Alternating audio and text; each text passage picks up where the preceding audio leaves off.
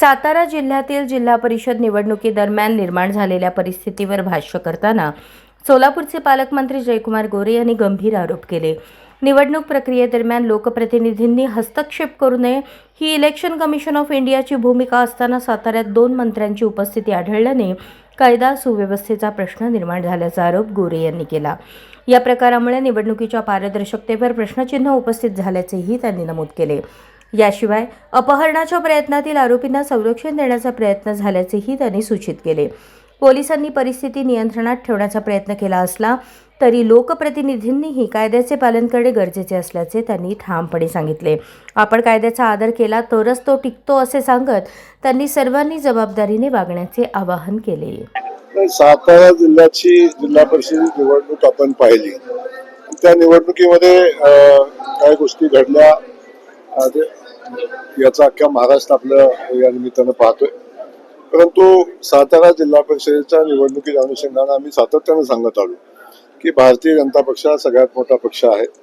महायुती म्हणून आम्ही सोबत येऊन पदाधिकारी निवडीचा आमचा प्रयत्न होता। तो प्रयत्न आम्ही करून बघितला, ते झालं नाही।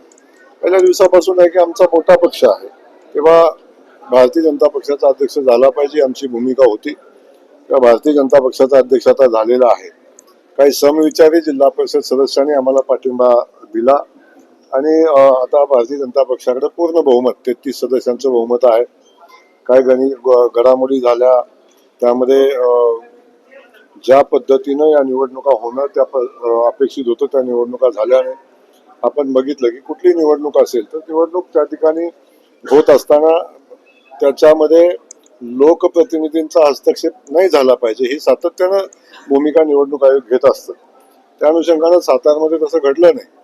जिल्हा परिषदेची निवडणूक जिल्हा परिषद अध्यक्षाची निवडणूक असताना राज्याचे 2 मंत्री त्या ठिकाणी गेले, खूप मोठा जमाव त्या ठिकाणी गेला, कायदा सुव्यवस्थेचा प्रश्न निर्माण झाला। त्याच्या अगोदर अपहरणाच्या काही केसेस झाल्या होत्या, त्याचाही आरोपींना संरक्षण देण्याचा प्रयत्न केला आणि या सगळ्यातून कायदा सुव्यवस्था राखण्याचा प्रयत्न पोलिसांनी केला। त्यामध्ये काही गोष्टी घडल्या आणि त्या संदर्भात खूप चर्चा झालेली आहे। पण आता मला वाटतं की त्या चर्चेवर न जाता आता याच्या पुढे जाऊन आपण आता चर्चा केली पाहिजे। शेवटी पोलीस म्हणून कायदा सुव्यवस्थेचा राखणं त्यांचं काम आहे, त्यासोबत लोकप्रतिनिधीचा सन्मान ठेवणंही पोलिसांचं काम आहे। त्या अनुषंगानं लोकप्रतिनिधींनी पण कायद्याची बूज राखली पाहिजे, कायद्याचं पालन केलं पाहिजे, निवडणुकीच्या कामामध्ये हस्तक्षेप नाही केला पाहिजे।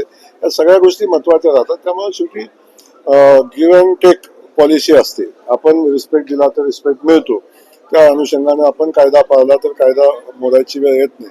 त्यामुळे या सगळ्या गोष्टीचा विचार आपण सगळ्यांनीच केला पाहिजे।